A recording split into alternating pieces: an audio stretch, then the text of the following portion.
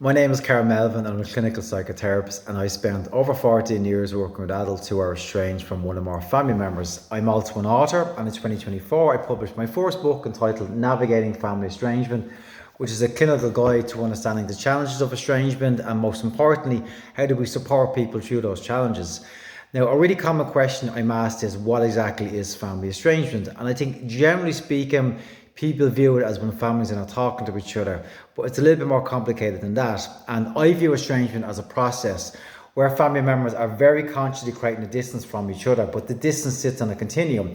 So on one end, we'll have families who we would say are emotionally estranged. And in these instances, families might interact with each other on a regular or semi-regular basis, but mostly for negative reasons. It could be out of a sense of guilt, obligation, shame, loyalty. They may also be very sensitive to the effect that the estrangement might be having on other people in the family, particularly if there's young kids involved. So people maintain some contact to mitigate against that negative effect. But then there are other families who are on the other end of the continuum, which is a physical estrangement. And in those examples, those family members have absolutely no contact whatsoever. And some go to very extreme lengths to create that distance. I've had clients who travel to other countries, exchange their phone numbers and not reply to emails and do whatever they can to protect themselves from the influence of their family over their lives. But closer to home, it could just simply not replying to text messages. I've had clients whose family members ignore them when they're out and maybe bump into them at events, in public places. And it's incredibly hurtful in those instances to be ignored. But what's interesting is how families, the estrangement may change over a period of time. So some families may go a period where there's no contact at all, they're not talking, and then they move down the continuum to the emotional end and they do reconnect, particularly around times of events, maybe weddings, funerals, crises. Maybe families have to come together to resolve some health issue with a parent. Christmas is coming up as well. Maybe that might prompt people to spend a little bit of time around family. After Christmas, they may go back to the original physical estrangement where they felt most comfortable. Another really complicated aspect of is why does it happen? And I found estrangement is rarely rooted in just one specific thing. Often it's a series of behaviours, expectations, pressures, communication breakdown. Maybe that's from over communicating, sharing too much, under communicating, not sharing enough. And these problems could often be rooted in generations gone back many years, but they're now manifesting in the present relationship. It can be very frustrating, incredibly stressful, to the point where people feel like they have no choice but to pull back to reduce the negative effect that their family's having on them. Another complex aspect of it is, what is the lived experience of being estranged in contemporary society like?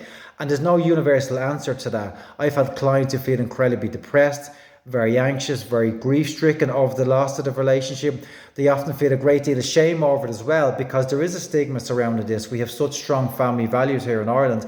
When we then happen upon someone whose situation or family status does not align with our values, it may lead to a reaction of disappointment, disapproval, maybe even judgment, very often minimizing someone's experiences and prompting them to reconnect, even if it's not appropriate to their situation or doesn't match with how they feel.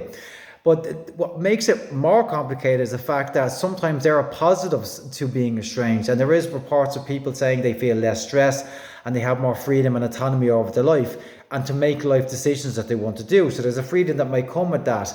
But again, what makes it so confusing for people is that they're experiencing two things at the same time. So they may be really grief-stricken over the loss, but at the same time feel the relief that they don't have to deal with the family dynamics that caused the estrangement in the first place. They may feel very depressed over it, but at the same time, the freedom that comes with not having family in their life may be also quite powerful. So internally, it can be quite confusing for people, because sometimes they want to reconnect and other times they don't.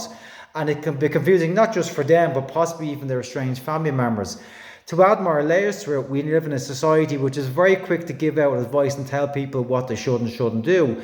So that may mean that the estranged people may be presented with advice, with pressures, with people telling them, well, you need to reconnect and forgive your family, or you need to walk away from your family because they're toxic. But in either cases, that may not be appropriate to their family. It may not line up to their experiences.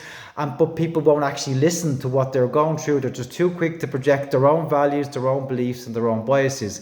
Which is why estrangement is incredibly serious. I don't tell people to estrange, or never encourage them to estrange. I also don't tell them they have to reconnect either. I think it's more important to just develop our capacity to listen to people, to try to understand on a deeper level what's happening within the family and how we might support that person. By doing that, number one, we may actually be reducing the stigmas around this. We'll definitely be offering them more support. We may create an environment where we can actually talk about these issues and maybe reduce the need for estrangement going forward in future generations, because of a better underlying understanding of the problems that led to it in the first place.